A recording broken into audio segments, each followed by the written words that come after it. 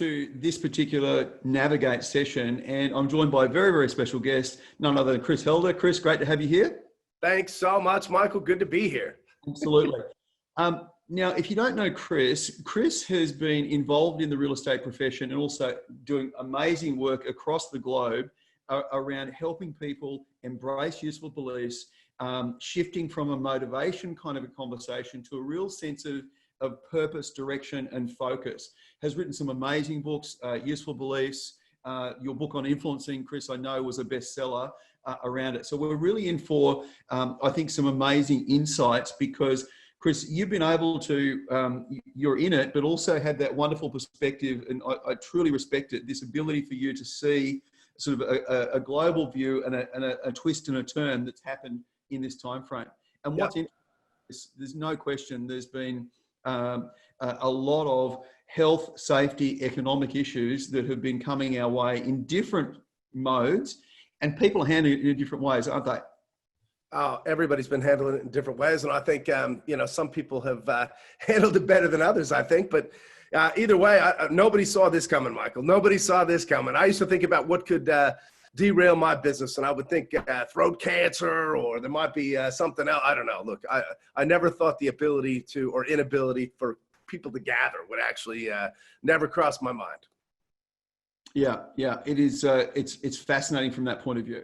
So Chris, you know, you're known for going and doing keynotes at conferences and all that sort of thing. I mean, your business obviously has changed because no travel. It's probably the longest time you haven't been on an aircraft for years. Is that fair to say? That's totally fair to say. It's 20 years probably before I've spent this much time at home.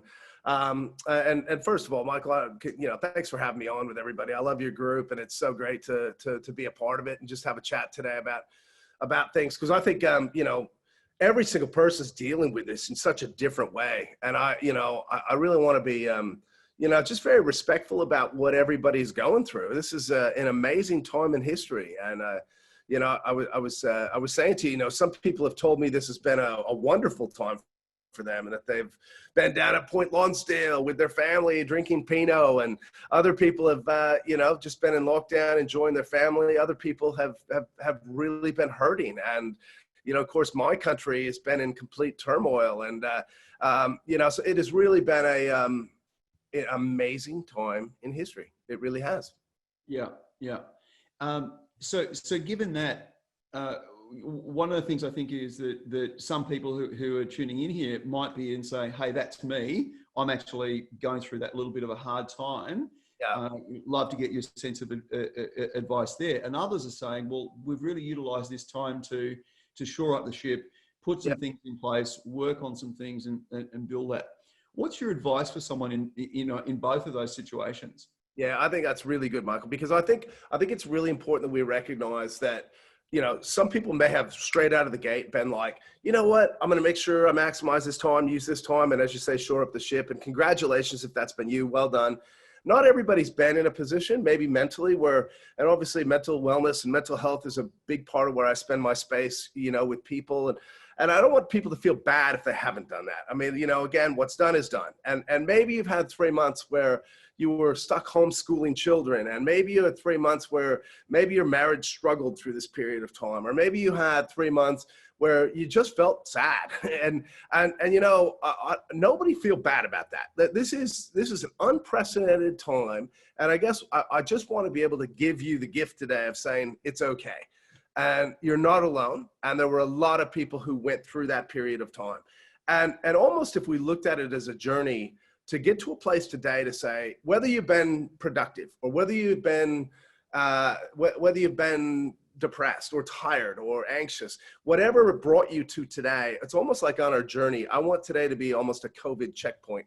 On our hike, this is a point where we can stop and rest for a minute and actually look at the view and actually take stock. And I think you know, there's so much going on in our head all the time to actually stop, take stock, and really look around and go, okay, have I done this as well as I wanted? Yes or no? No guilt, but just what can I take from this time?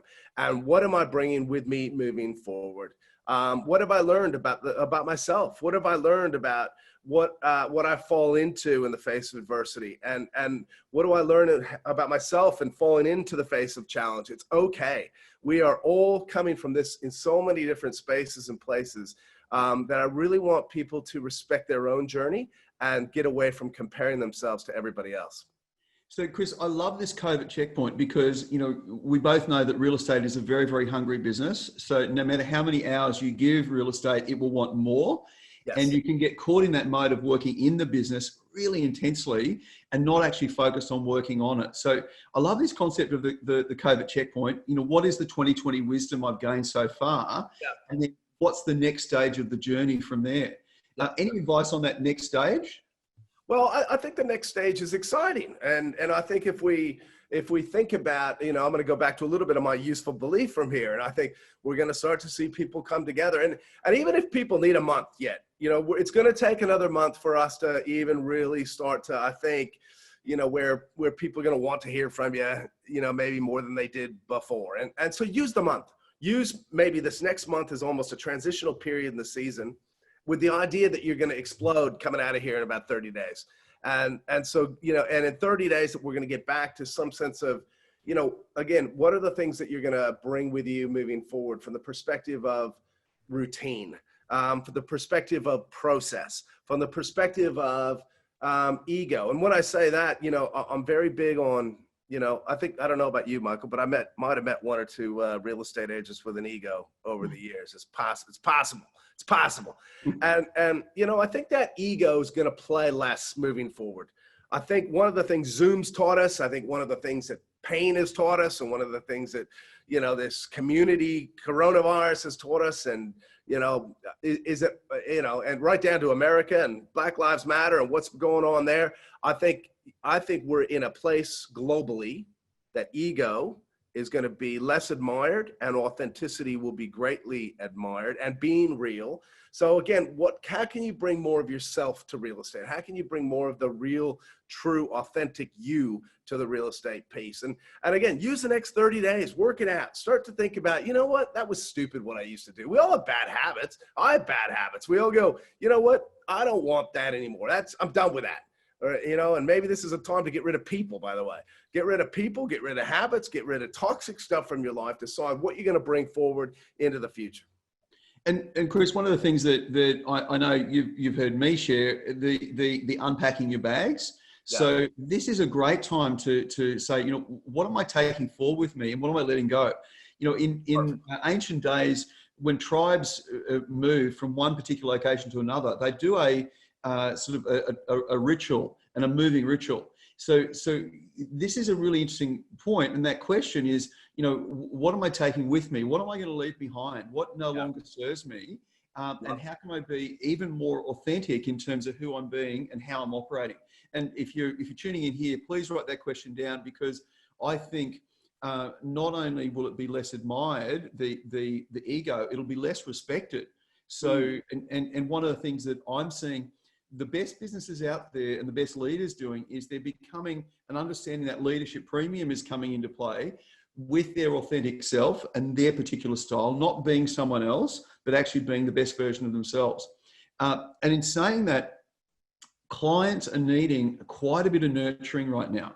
So they're not needing a wham bam, listing experience. They're needing to be held through the process and feel incredibly confident that hey, I'm in the right situation. I've said before on these that if confidence is missing, people won't take action. So we need to be the confidence creators in there, but coming from that authentic space, not like, how good are we? We've just sold this many properties. I don't know what the problem is. The market's on the move. The other thing that I think is, that you're referring to here is some people have gone through this and we didn't see this coming. Some businesses probably are going to do it it may not make it through this, and not necessarily in real estate, but in other industries. We can't make that person feel bad about a business failure right now because it was so left of field that they weren't able to actually get through this. What we need to be for them is the support to say, hey, your next venture will be better than this. The biggest thing that's helped me is that, I've written down the 2020 wisdom that you just talked about. What have we learned from this? So grab your learnings, and your next venture is going to be more successful than the last one, and really help them, help the community, and be that community agent that people can really count on.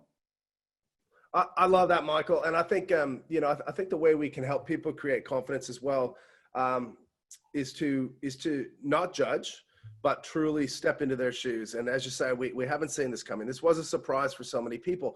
And, you know, I've talked for years and years and years about the first position is about what's going on for you. First position is, you know, what about me? What's happening for me? What's going on for me?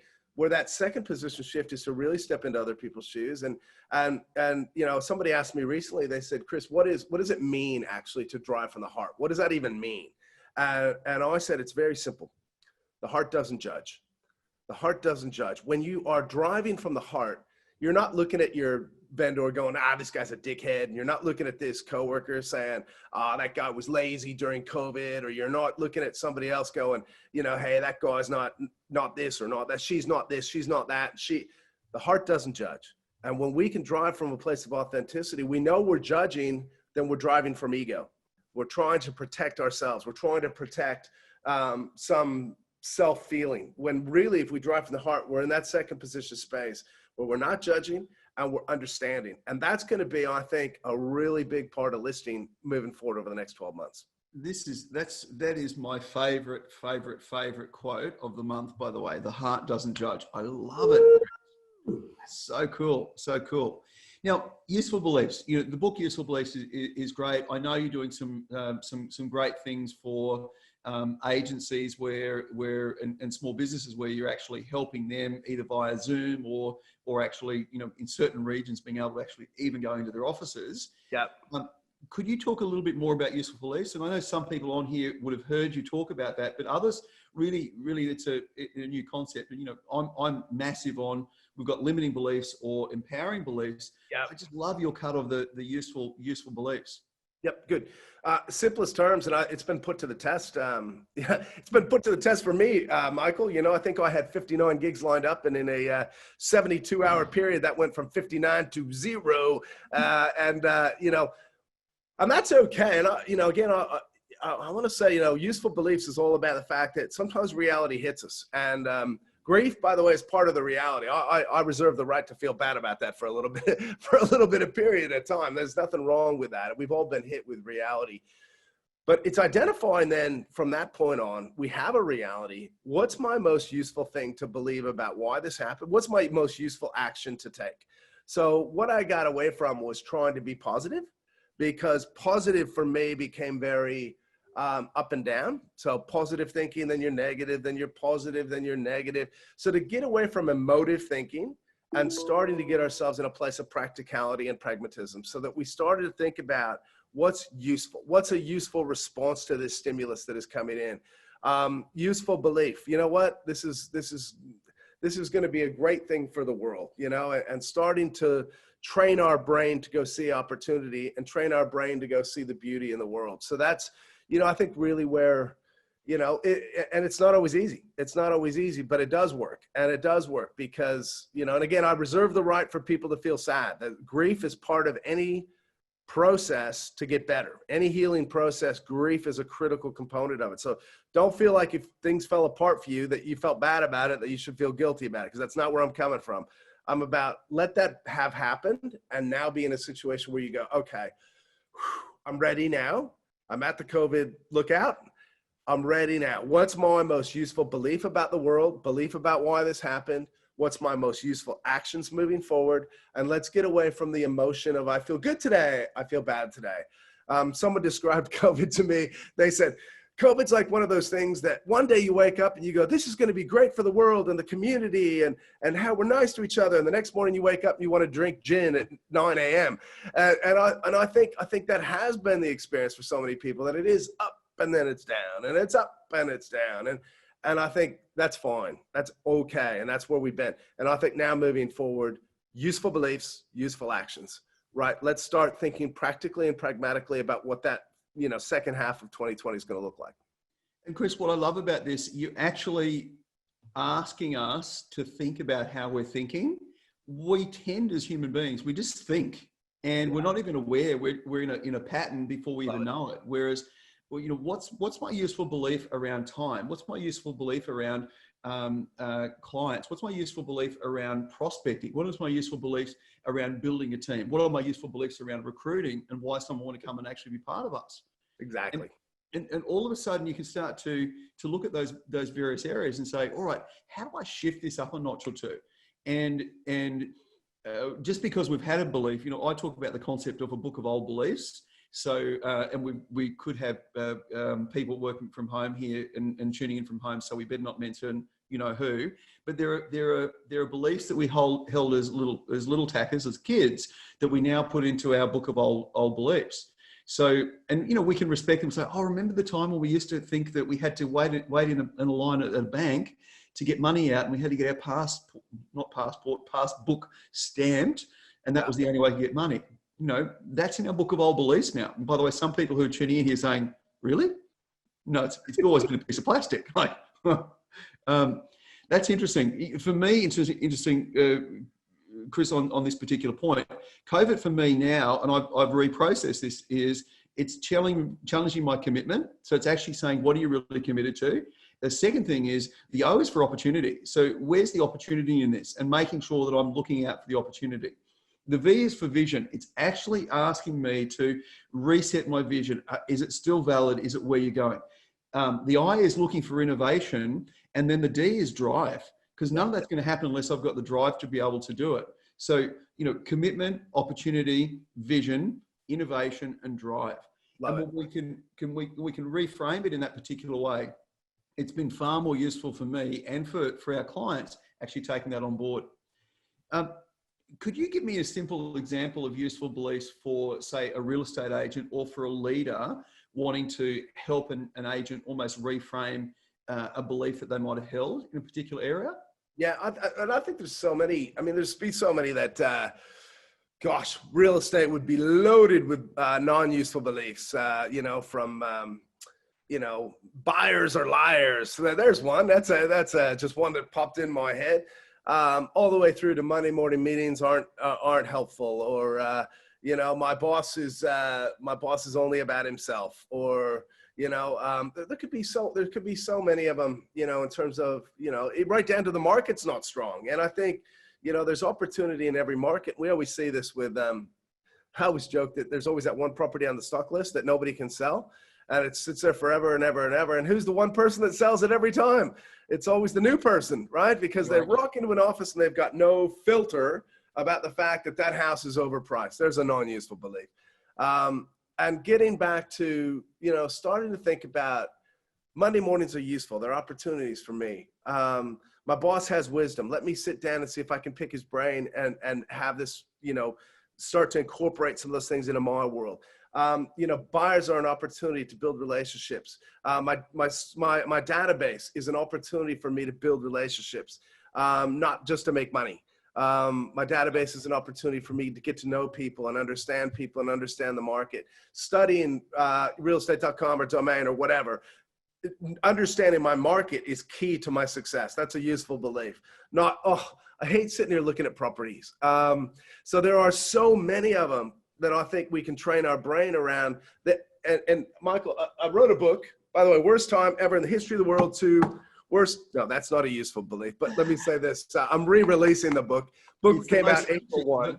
The most interesting time to release a book, because there's so many things I'm learning right now that for the re-release, it's going to be so much better.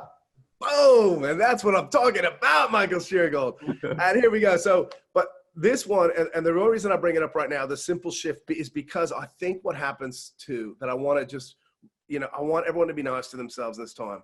Because what I really think is that we get overwhelmed. And all of a sudden I think, oh, well, hang on, now I have to have some pressure to change my life after COVID. Now I have to have some pressure to be something great and be something different. And I just called it the simple shift for this reason. It's really about, and you talk about vision, you talk about being clear, and then it's about just taking a step and then taking another step. And then and it's a simple shift where you don't have to transform yourself by lunchtime today. And when we do that, what happens is we get overwhelmed and then we fall negative again. And we're back into that emotive game, right? It's a simple shift. It's one step, then two steps, then three. And all of a sudden we look back behind us, we go, hey, 3 steps in, this is pretty good. And all of a sudden we start to put patterns together and we start to go, hey, I love that idea Michael brought up, or I love that idea Chris brought up, or I love that idea that came in from that person. And, next thing you know, you're putting those things into place. And so, again, I see so many people get overwhelmed with training, or they get overwhelmed with conferences, or they take all those notes and then they go back and they don't use them. It's not about transformation. It's about step by step, starting to piece together something that really works for you. So Chris, I love this term, by the way, the simple shift. So I'm imagining the leaders on here, and there's probably quite a few leaders who are tuned in, to be able to see and say, what's the simple shift you need to make in your prospecting? What's the simple shift you can make at your listing appointment? What's the simple shift you can make in the way you're presenting yourself to the market in terms of your social strategy? And that's so cool to take it on board. And one of those simple shifts is that a lot of people are waiting to feel 100% perfect, and I'm feeling it before they get into action. Yeah. Whereas you and I both know a lot of the time it's getting in action is the thing that actually has you feel that particular way. After I go for a run, I'm going to feel more energized than maybe before I go for the run. So if I wait for the perfect feeling, I may not do the run. I love it so much. How often do we see people go, as soon as I get my database organized, I'll start calling it. In the meantime, they go out of business in 3 months, never having made a phone call. It's like, ring it and then adjust. It's the same thing. Yeah. That's fantastic. So one of the other things that I know you're great at is this noise conversation, sort of turn down the noise, cut the noise. Could you talk a little bit about that as a concept? And, no doubt there's a heck of a lot of noise coming at us externally and also internally. Yep. The thing we've been talking about with clients is be informed but not overwhelmed in terms of what's happening in the world. Because if we play the overwhelm game, it can tend to chunk us out of doing what we need to do. It's funny. I'm a big person on filtering and deciding what I want to listen to. Now I'm gonna do that. I did hear a speaker yesterday say 2 minutes in the morning of news and 2 minutes at night. That's all I'm gonna allow myself. And I have to say the last 2, 3, 4 weeks, I suppose for me, and that's not a criticism of this person, but I think for me actually the last 2, 3, 4 weeks was a recognition that I'm living history. And I think for me, it wasn't that. I actually wanted to consume that a little bit because, this is such an amazing time in history. I mean, what is happening around the globe, around our level of awareness and our level of misunderstanding versus our level of hope for understanding. And so I guess, I probably made a conscious decision, going back to your thinking about thinking, making conscious decisions about what I want to consume. And I have to say, I wanted to consume the last month.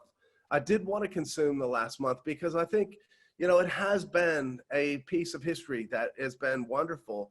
I think on a day-to-day basis, it's critical that we don't get sucked into the world of, there was a burglary in Brisbane, there was a fire in the Gold Coast, there was a traffic jam, and there was people yelling at each other in Parliament, and there was somebody who said real estate was this, or toxic boys in the office. And he's going, I can't believe the market. I can't believe the market.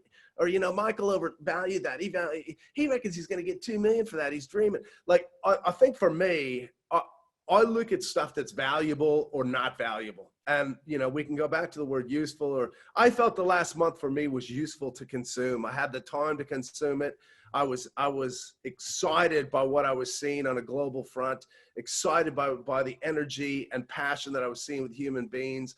And I think, the flip of it is, I think on a day-to-day basis, ask yourself this question. It goes back to useful. It goes back to what's useful, what's not, what matters, what's not, what's empowering and what's not, and back to your empowering beliefs. But what's the stuff that counts in life? And this is, we don't ever mean to be the bearer of bad news, but the survival rate on this planet is 0%. I think that's become apparent, right? That is, we now know that. Yeah. So, in 100 years, we're nothing more than a paragraph on ancestry.com. So I would suggest that we make this our time. This is it. And so many people, Michael, they spend time thinking about other times that were better than this time. And you know what? No, this is exciting. What are you going to consume? And what are you going to get rid of? This is your time. This is, you don't have time to deal with everything. And I think that's been one of the great things. Saying no is okay. Saying no to things that are not useful is okay. Yeah, yeah, that's brilliant, and I love the simple: is this valuable or not valuable? So move to the value, the value for you in your life. One of the concepts that we've got at the moment is we've got obviously a health and safety kind of an economic set of circumstances. We've got the US who literally have are in a fuel for change on a number of different levels. With that would be an interesting sort of view that you've got as to how that's actually erupted, we call it. Well, it has erupted. And I mean, first of all, that was, it was there are no words to describe what happened to George Floyd. I mean, it is remarkable.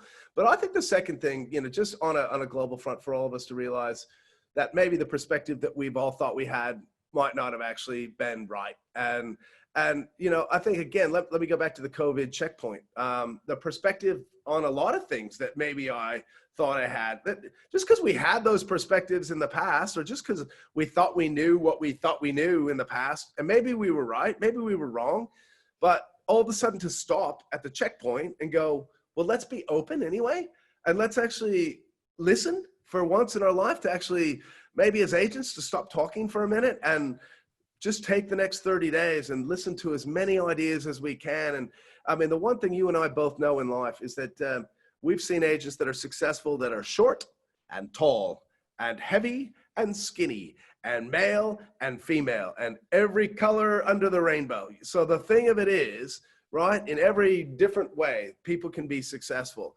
So I think there's not one formula.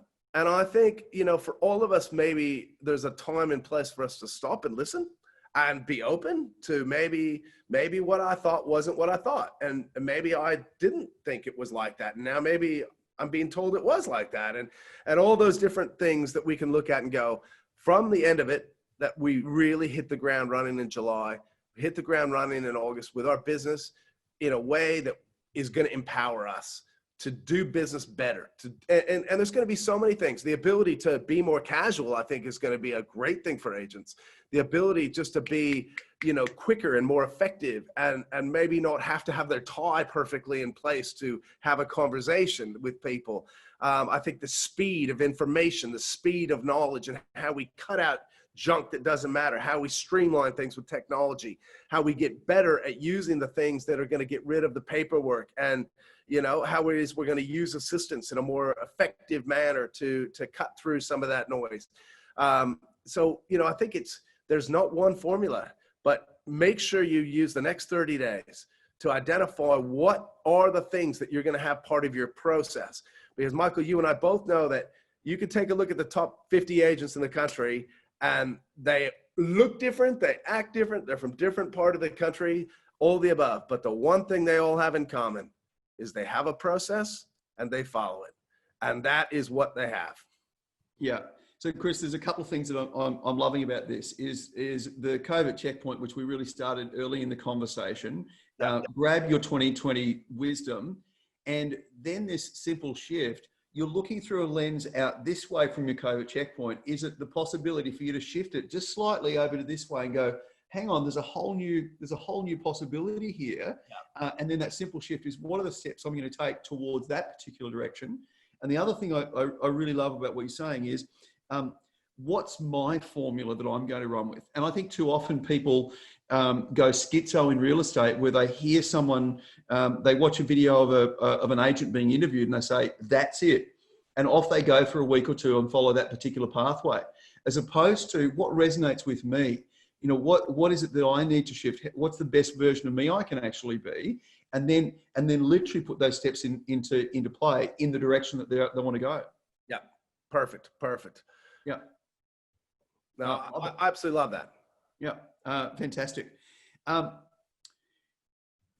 being connected piece, you're very, very strong in that particular framework. And, I've actually seen you I'll use it work a room. And I think you're just this master at being able to have connected conversations with people.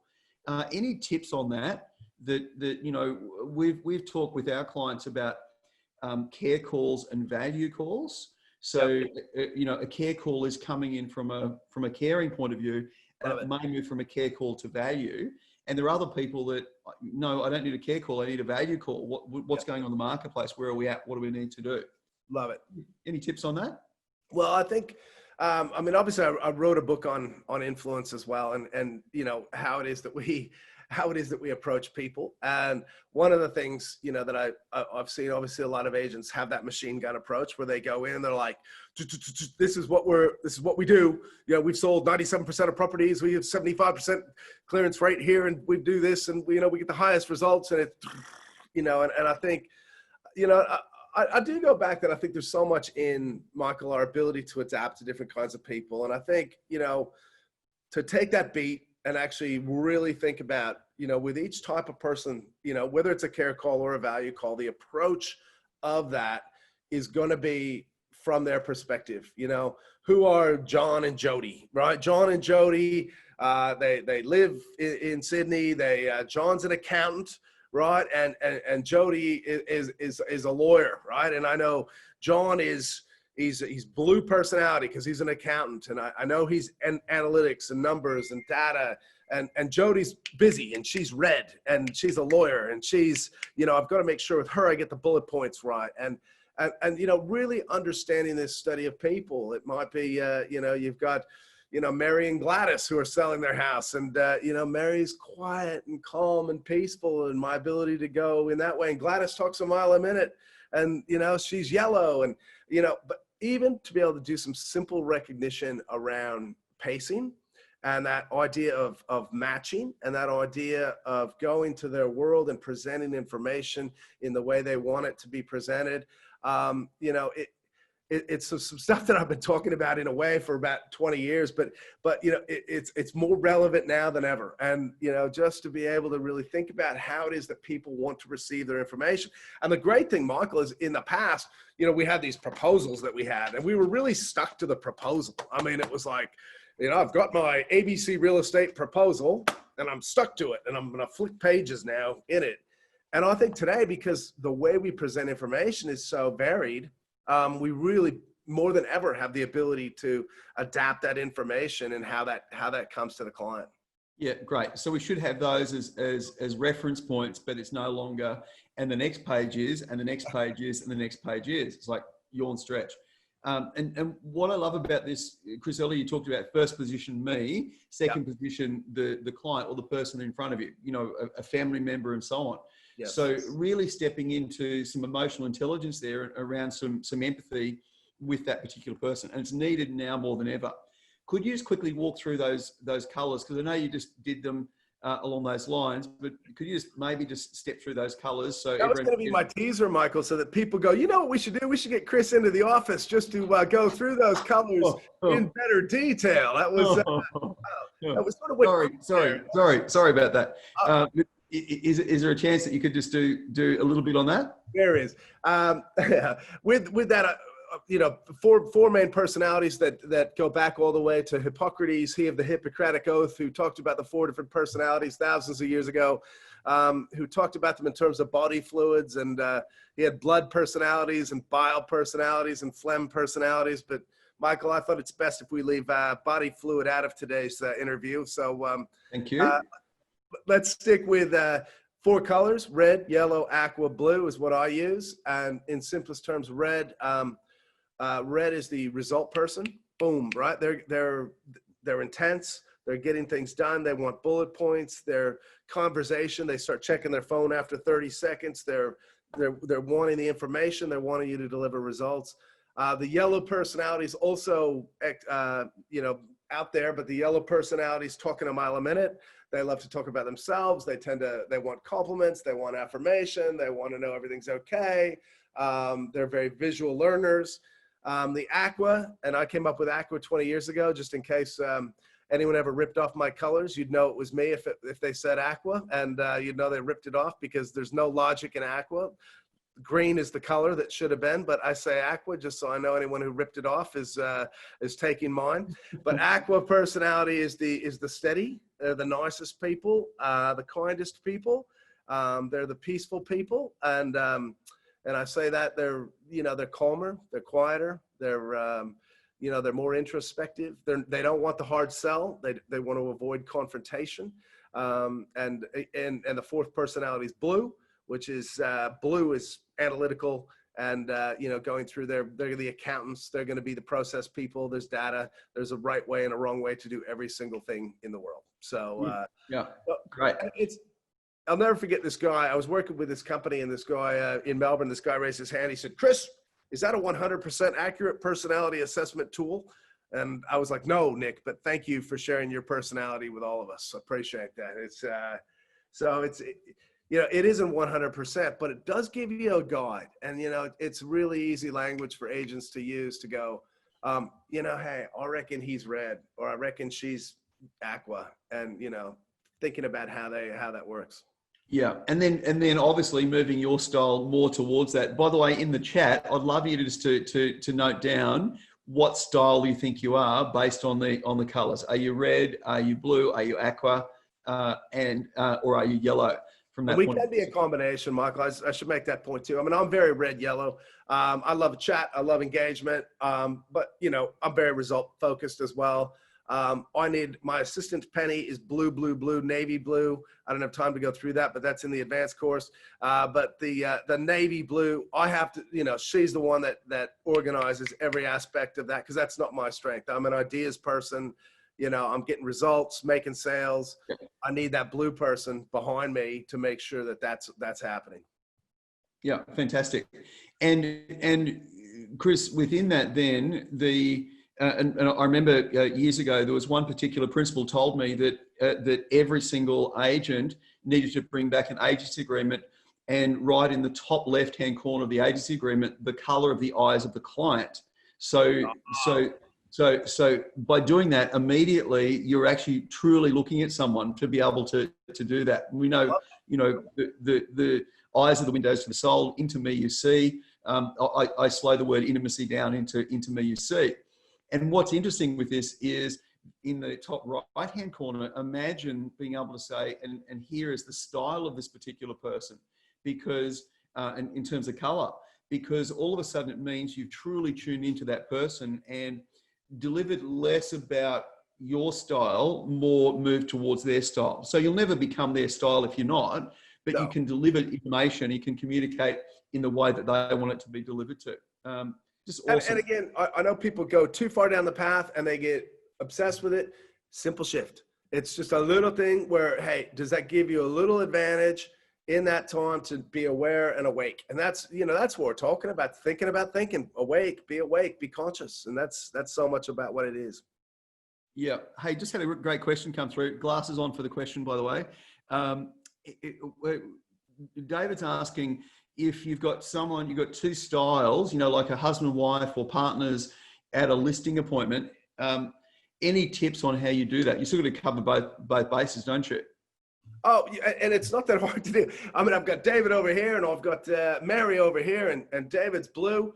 Again, this is just language, being aware. I look at David and say, David, obviously there's a process that we follow.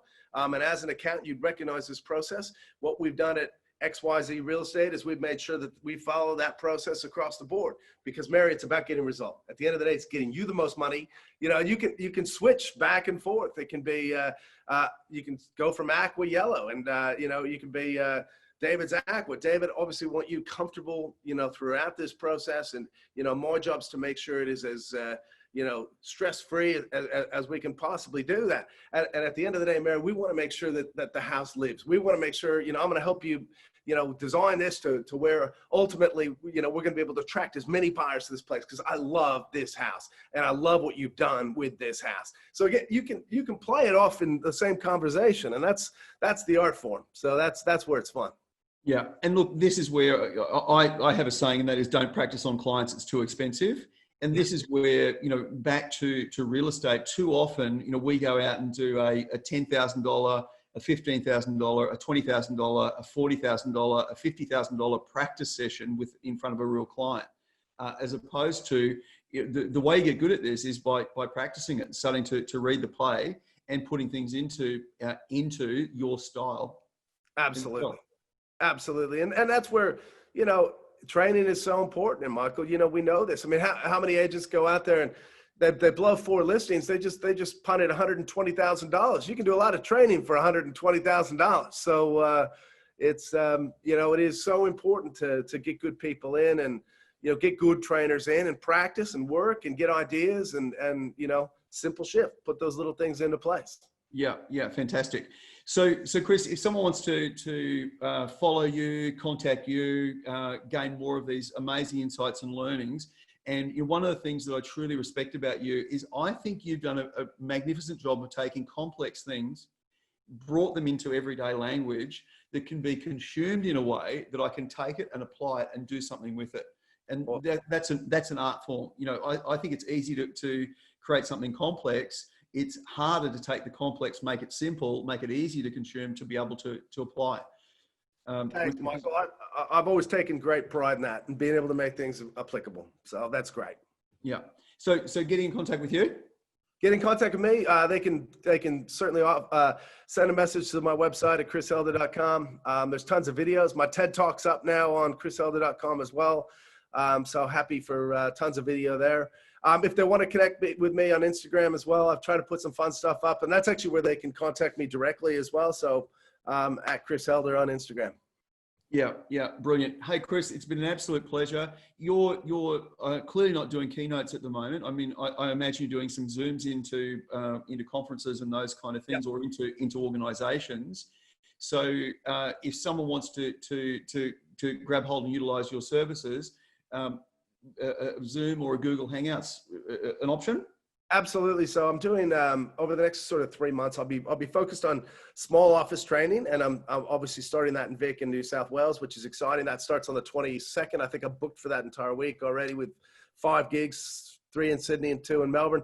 But I'm excited to get back to those small office, and I don't often get a chance to do that. So this is fun, Michael. Like, I'm really going to be working with small offices and get back to it, which is going to be great. And then obviously Zoom as well. So, doing Zoom and I've got some adjusted costings for COVID and adjusted costings for small office. And then who knows, maybe a few months, we might be starting to get back to our normal life in the sky, Michael. We'll see how it goes. And Chris, the only thing I'd say is I don't think they're adjusted costs, they're adjusted investments, because you're not a cost, you're an investment in the growth, development and moving people forward.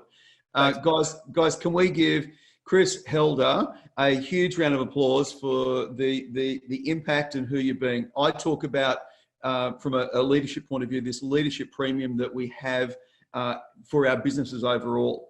You are a fantastic example of someone who's stepped into the authority, and you are an authority in this particular space. You've got amazing amounts of presence, and you're committed to making a difference and making an impact out there. So, Chris, thank you so much for your time, your energy, and your commitment. We're better for it in just this 45 minutes we've invested in today. But ongoingly, I just know who you are and what you're doing for the world is great. So thank you. Michael, I love your work, mate. And it is an absolute pleasure to work with you anytime, all the time. Yeah. Thanks, guys. And hey, look, the key to this is going to be, and this is going to be up for you guys to be able to review and have a look at. And one of the key things with this is, I think there's so much in this, Chris, to multiple watches would be of value. And potentially there's 3 or 4 team training sessions you might want to run as part of this to be able to say, let's take this on board. Or reflect with your leadership team. Take your leadership team and say, let's actually watch this. Okay, what do we need to change? What are our beliefs that we've got around the business, around our team, around what we're doing in the next steps, how we're growing market share, and starting to see that shift. And I agree, Chris, invest the next 30 days in that reflection mode when we get up onto the COVID checkpoint and say, is there a shift there that could make a massive difference to who we are and how we operate, and bring not ego, but real authenticity into the marketplace that people are going to embrace in a major way. Awesome, Michael. Well done. Well done. Thanks, everyone. Really appreciate your time, energy, and commitment. Bye for now.